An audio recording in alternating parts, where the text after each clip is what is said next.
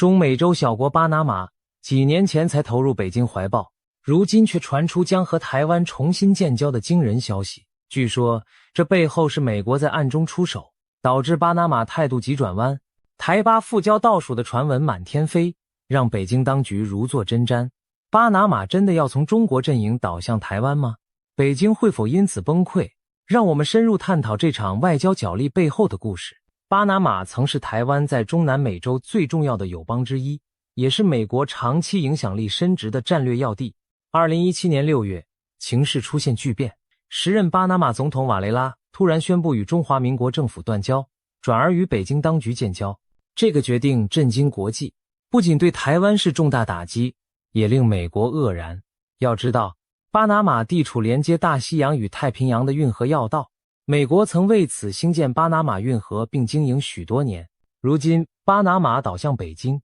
意味中国势力首次堂而皇之进驻美国后院枢纽。北京当时将之视为重大外交胜利，成功拔除台湾一个重要友邦，并在中美洲撕开缺口。此后，多米尼加、萨尔瓦多等国也陆续与台湾断交，投入中国怀抱。台湾在拉美的邦交出现雪崩式崩落，北京的一中原则、统战战果仿佛不可阻挡。当年巴拿马为何选择倒向北京？无非是看中了中国承诺的庞大利益。瓦雷拉政府与中国快速拉近关系，中方开出亮眼的经济合作支票，允诺大量投资基础建设，提供优惠贷款，还主动邀请巴拿马加入中国倡导的一带一路倡议。2017年11月，巴拿马成为拉美第一个与中国签署一带一路合作备忘录的国家。中巴两国一口气签订了20多项合作协议，涵盖贸易、航运、金融、基建等领域。北京的大手笔着实让巴拿马眼花缭乱。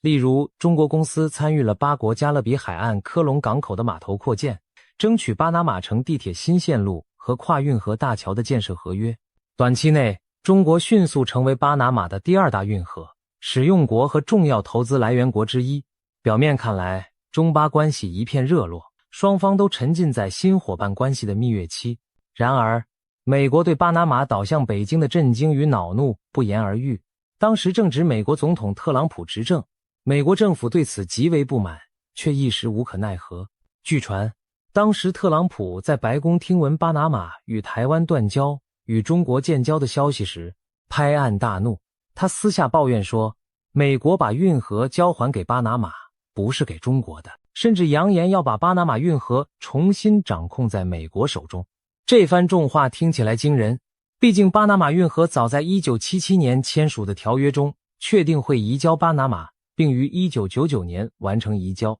美国真的可能出兵收回运河吗？多数分析认为，这只是特朗普一时气话，但也反映出华盛顿对中国渗透运河的高度戒心。美国素来将中南美洲视为自家后院，巴拿马运河更是100年来美国战略命脉的一部分，绝不容许落入敌对势力之手。巴拿马与台湾断交投向北京，在美国看来无异于中国在自家后院插上一面旗帜。美国政府虽未公开制裁巴拿马，但已开始重新审视对中南美外交策略。美国智库战略暨国际研究中心的副总裁丹尼尔·兰迪当时就警告，让中国染指巴拿马运河这样的枢纽，长远将危及美国在西半球的核心利益。在巴拿马倒向北京后的几年里，中国在巴国的影响力持续扩大，双方高层互访频繁。巴拿马前后2任政府都维持对华友好立场，北京也积极深耕巴拿马社会，不仅计划兴建大型中国大使馆与文化中心，扩大在当地的存在感，还大力宣传中巴合作的双赢成果。例如，中国赠送巴拿马大量医疗物资、警用设备，以示善意。同时，中资企业在巴拿马的活动明显增加。早在建交前，香港长和集团旗下的和记港口公司就拥有巴拿马运河两端港口的经营权。建交后，这家公司顺利获得延长经营权25年的优惠条件。这意味着中国资本事实上掌控了运河南北两端关键港口的运营。对北京而言，这被当作一项重大成果。中国企业插旗运河要道，未来在贸易与战略上都更具优势。然而在华盛顿眼中，这却是极大的隐患。美国担心北京透过经济渗透逐步掌控运河命脉，对美国安全构成威胁。更何况，巴拿马境内陆续出现许多中国商业项目，美国情报界怀疑其中可能存在为中国收集情报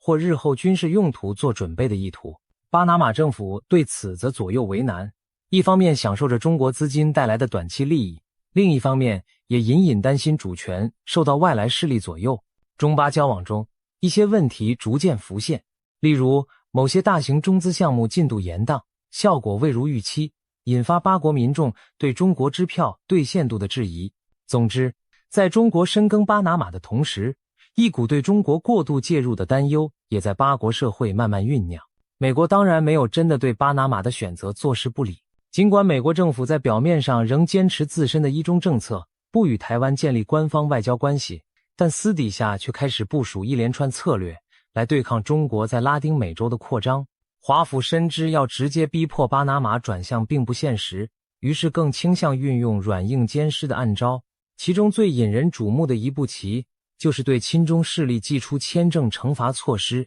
美国驻巴拿马大使馆近来被爆出曾私下警告巴拿马的政界人士，任何配合中国在中美洲扩张、打压台湾国际空间的人，都可能被美国取消签证、禁止入境，甚至殃及其家属。这种警告无疑震慑力十足，对巴拿马的政商精英而言，没有美国签证将带来极大不便，甚至影响生意和生活。因此，这番话在巴国高层引发巨大反响。2025年下半年，巴拿马总统穆里诺在被媒体问及此事时，也证实了这点。他语带不满地表示，确实有美国使馆官员扬言要撤销巴拿马官员的签证，以此要求我们远离中国。穆里诺公开强调，巴拿马是主权国家，不接受任何国家如此施压，要求彼此尊重。但他话中也透露出对美方压力的无奈。事实上，美国透过签证施压并非仅针对巴拿马一国，在萨尔瓦多、洪都拉斯等与台湾断交、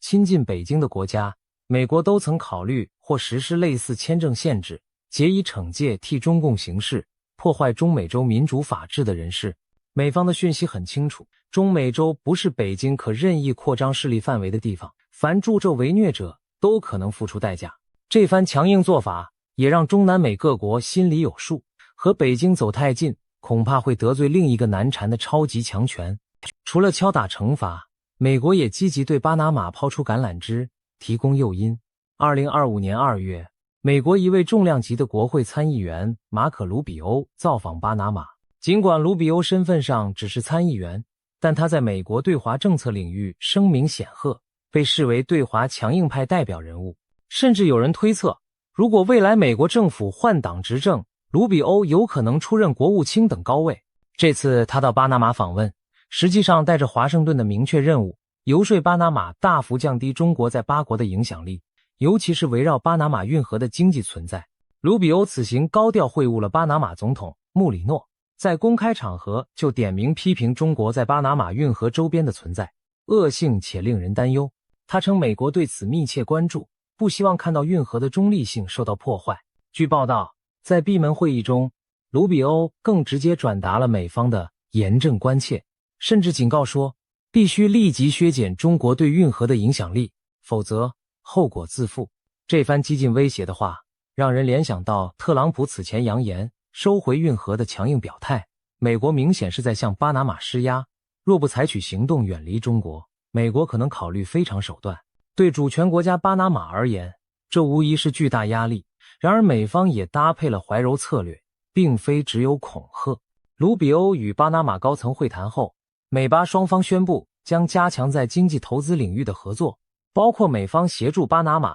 改善供水、数位建设和能源项目等。换言之，美国在言辞敦促巴拿马离中的同时，也承诺给予实际的经济好处，作为巴拿马调整外交走向的甜头。对巴拿马领导人而言，这相当于在中国与美国之间重新权衡得失，继续一头栽进北京怀抱，还是回到华盛顿主导的轨道。在美国软硬兼施的影响下，巴拿马方面近期的举动显示，其外交天平正在向美国和台湾一侧倾斜。最大的信号莫过于巴拿马宣布退出中国的一带一路倡议。2025年10月，巴拿马政府公开表示，不会续签2017年与中国签署的一带一路合作备忘录，将让这份协议在到期后自然终止。这是拉丁美洲国家中第一个退出“一带一路”的案例，引起国际舆论哗然。北京方面对此极为不满，中国外交部痛斥美国对巴拿马进行胁迫，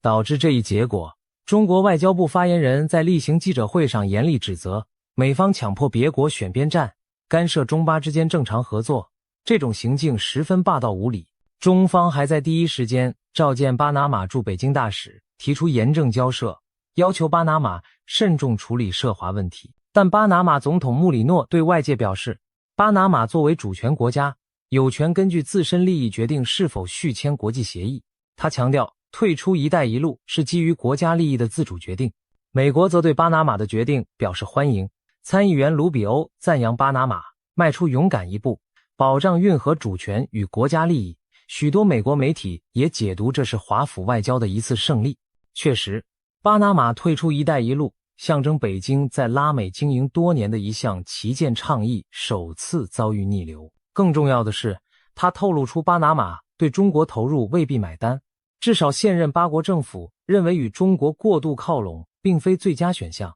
巴拿马削减中国影响力的动作还不止如此，近期有消息指出，巴拿马政府已经开始重新审查与中国相关的重大项目，例如前述由香港长和集团和继港口公司掌控的巴拿马运河两岸港口经营权就在检讨之列。该公司在前政府时期无竞标就获得延长特许经营权25年，引发巴拿马朝野质疑是否符合国家利益。穆里诺政府已下令对这个续约过程进行审计调查，不排除重新招标或收回港口经营权的可能性。如果最终巴拿马撤销这项中资企业的港口合约，无疑将直接动摇中国在巴拿马运河区的重要经济据点，对北京而言将是重大挫败。除此之外，巴拿马也在更广泛范围内谨慎审视与中国的合作，某些已签署但尚未实施的中巴合作项目被搁置、延迟，新的大规模协议暂时也看不到进展。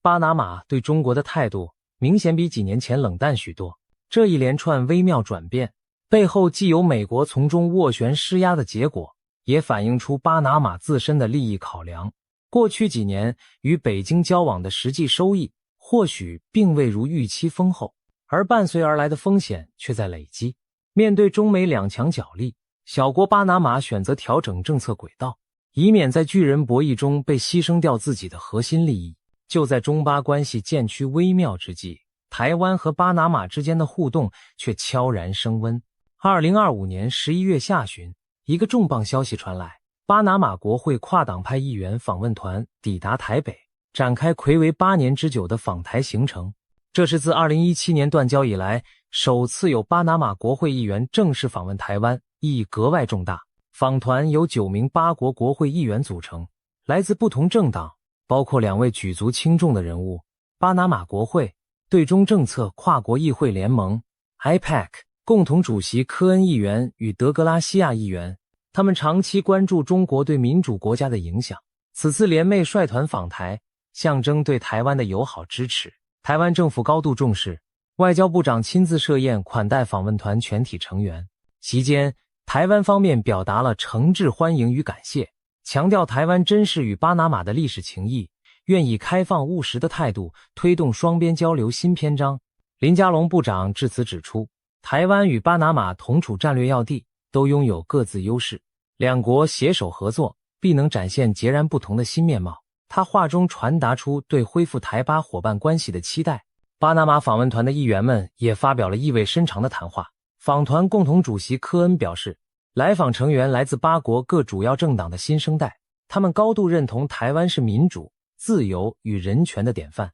科恩说，台巴两国拥有悠久深厚的情谊，过去共同推动过无数有益人民福祉的合作计划，我们这些议员从未忘记这段情谊。另一位共同主席德格拉西亚强调，此行的目的在于重拾台巴过往的友谊。他特别指出，我们没有因任何压力而退缩。他表示，期盼巴拿马国会能成为两国沟通的桥梁，并承诺将台湾这边希望重启互动的讯息带回国内，为推动两国未来交流合作而努力。这些话语无疑直接针对了此前中国试图施压阻挠他们访台的行径。据巴国媒体报道，在这批议员启程前，中国驻巴拿马大使馆的外交官曾要求他们立即取消访台计划，声称此举严重违反一中原则，甚至上纲上线为干涉中国内政。消息传出后，巴拿马外交部在11月19日发表了措辞强硬的声明，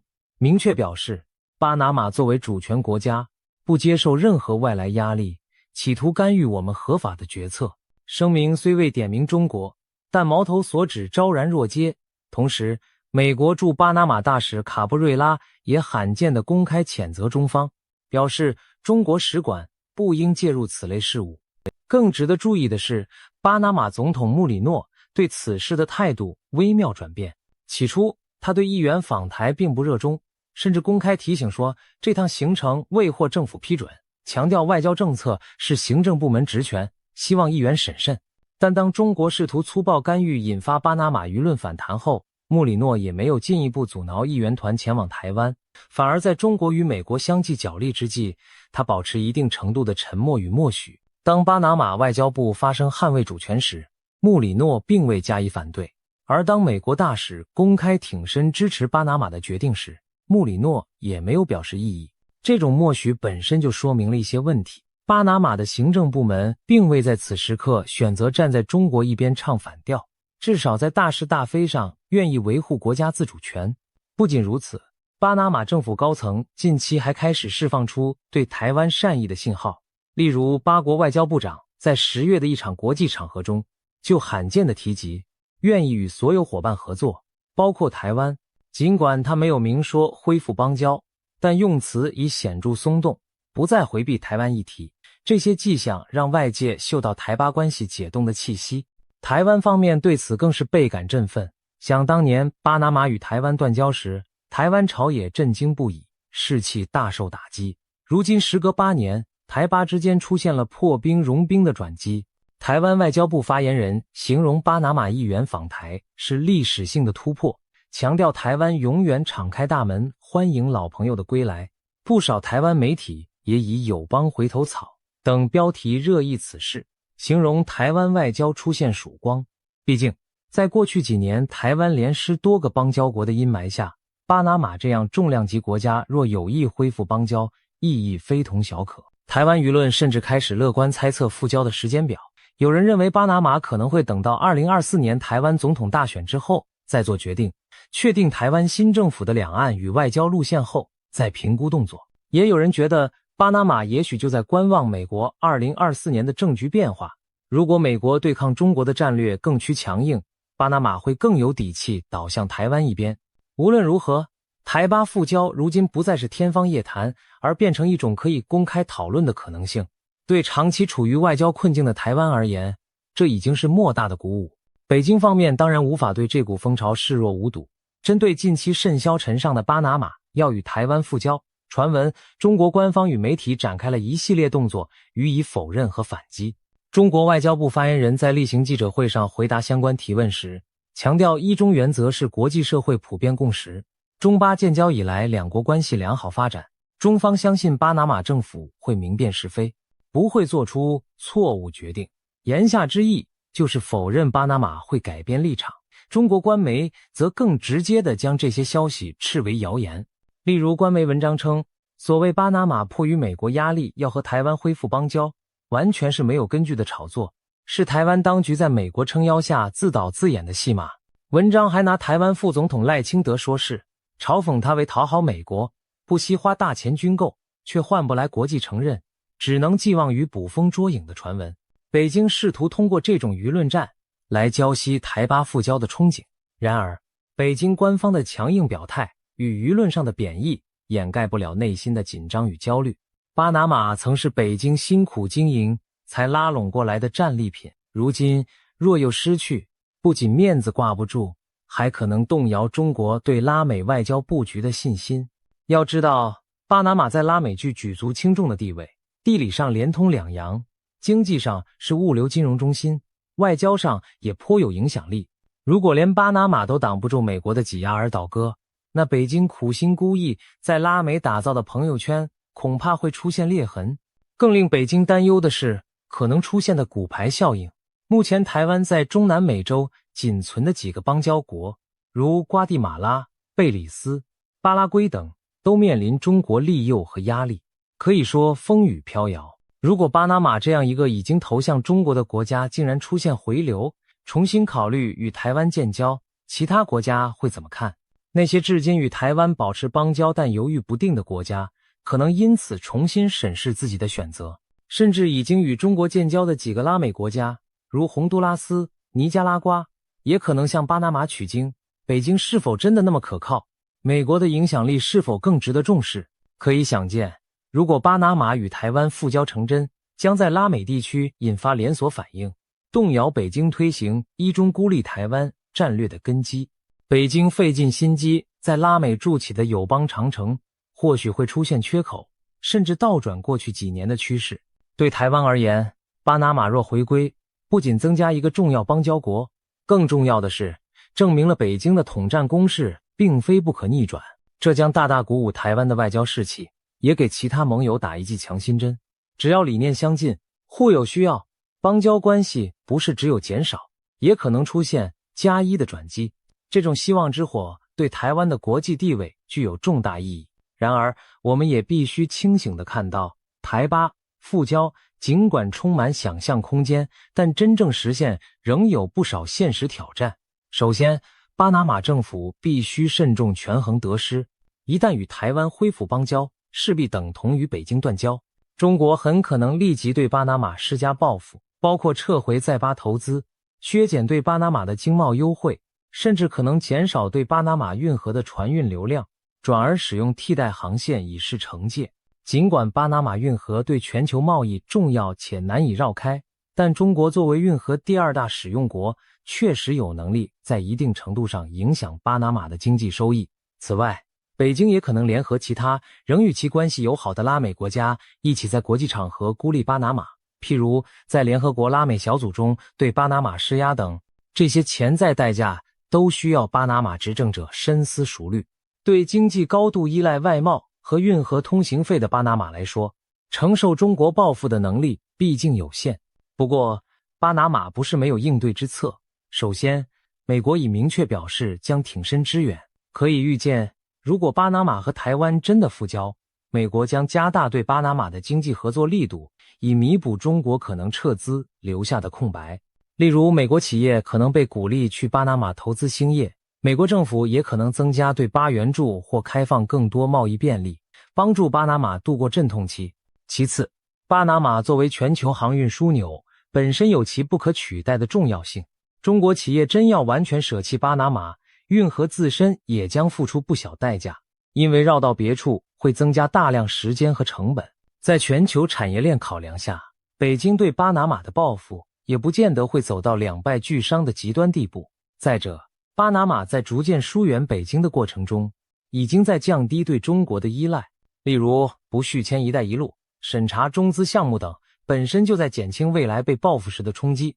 巴拿马或许认为，与其继续留在中国阵营里提心吊胆，不如及早站到更强大的美国这边，寻求庇护和机会。从长远看，选边美国和台湾阵营也许更符合巴拿马的国家利益，至少现任政府显然是这样计算的。对美国而言，拉拢巴拿马重回自己影响范围是一次重大胜利。美国长久以来对于中国在中南美洲的扩张极为敏感，尤其巴拿马运河这种战略咽喉，美国绝不愿看到被潜在对手染指。巴拿马运河虽然以主权移交巴国，但1977年的托里霍斯卡特条约中明确写道，美国和巴拿马都有责任维持运河永久的中立、开放和安全运行。美国更保留了在运河安全受到威胁时采取行动的权利。这意味着，如果未来中国试图以任何形式控制运河，美国都有法律和条约依据介入。而现在，美国不费一兵一卒，透过外交博弈就使巴拿马主动与中国疏远，重新亲近自己阵营，确实是高明的一着棋。美国不仅巩固了自家后院的秩序，也在国际上树立了一个对抗中国的新范例。对其他国家来说，这显示出美国愿意并且能够成功扳回中国在全球拓展的某些战果。在中美竞争日趋激烈的21世纪，类似的争夺只会越来越多。巴拿马可能成为其中一个经典战场。综合来看，巴拿马是否最终与台湾复交，目前虽未成定局，但确实已经进入一个倒数计时的氛围。一连串迹象显示，台巴关系正朝着破冰方向发展，双方高层互动日益频繁，合作空间逐步恢复。或许在不久的将来，我们会看到台湾与巴拿马先恢复某种半官方性质的往来，例如互设商务办事处、签署经贸合作备忘录等等，为正式复交铺路。等条件成熟时，巴拿马极可能在某个关键时间点抛出震撼弹，宣布承认中华民国政府，恢复大使级外交关系。如果真有那么一天，对台湾来说无疑是外交重大突破，对北京而言则将是奇耻大辱。在北京全力打压下竟有国家回头是岸，将严重削弱北京对其他国家宣传台湾前途已定的影响力，一中原则的权威性将遭受挑战，更甭提北京辛苦经营的国际形象也会受损。北京届时会如何反应？极可能强烈谴责和报复巴拿马，同时加倍威吓其他国家不得效尤。但那时国际局势或许已不同于往日，美中力量消长和全球舆论走向都在变化，北京的反应能有多少实效，将是未知数。最后，我们也得承认，台巴复交至今尚停留在传闻与意向层面，未有白纸黑字的官方协议，未来仍存在变数。例如2024年台湾大选结果若出现重大转折，或美中关系突然出现缓和，都可能影响巴拿马的抉择。巴拿马国内政局和下一届政府态度也关键。明年巴拿马若换届，新任总统的外交思维将直接决定走向。不过，就目前的趋势来看，美国显然在中南美加大布局力度，北京的扩张正遭遇前所未有的阻力。巴拿马议题正是这场大国角力的一环。在全球聚焦台海之际，不要忽视远在地球另一端的巴拿马正上演的外交戏码。也许很快的，历史将在这片土地见证一个戏剧性的时刻，巴拿马与台湾重新牵手，而北京则不得不苦叹一声，台巴复交倒数计时是否真的会归零响起，我们拭目以待。